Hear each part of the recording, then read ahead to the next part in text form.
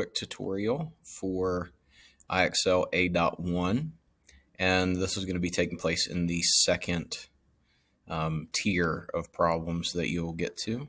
Okay, so all you got to do is find the main idea of the passage, and it seems like it's going to be easy, but there's actually a lot to it. So let's do one together, and then hopefully you guys can pick it up from there.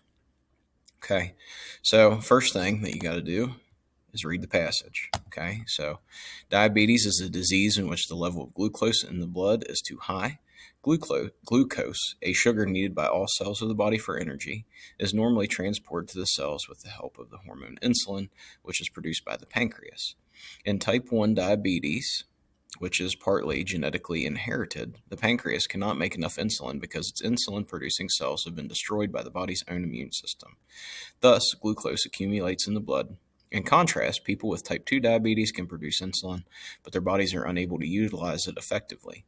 Type 2 diabetes may be caused by lifestyle factors such as high consumption of sugar, in addition to genetics. Type 1 diabetes has a lower prevalence than type 2, accounting for just 5 to 10% of diabetes cases. The two conditions also differ by age of onset.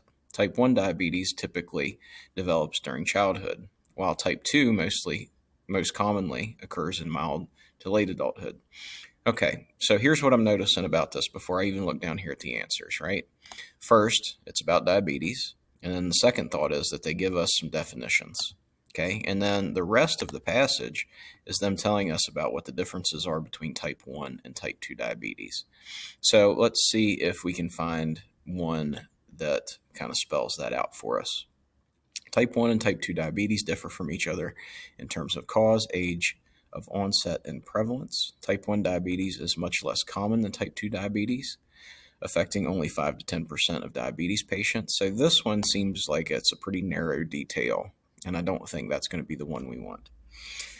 In type 1 diabetes, the pancreas does not produce enough insulin to move glucose into the cells of the body. Okay, so same problem here, right? So this was going to be R1, right? Because it gives us a list of all of those differences that the paragraph describes. All right, so then you're going to see that it asks you a follow-up question. So how does the detail in bold develop the main idea, right? So we have this detail. Glucose, a sugar needed by all cells of the body for energy, is normally transported to the cells with the help of the hormone insulin. Okay, so let's see here. So it defines glucose and establishes its importance, right? Because it gives us that definition, and then it tells us why we need it. Let's check the other two just to be sure. It explains why the level of glucose in the blood must vary. Not quite. It clarifies a misunderstanding about the body's use of glucose. It doesn't do that either because it doesn't mention any misunderstanding. So it's our definition. All right, guys. And that's really all there is to it. So just let me know if you have any questions, if there's anything I can help you with.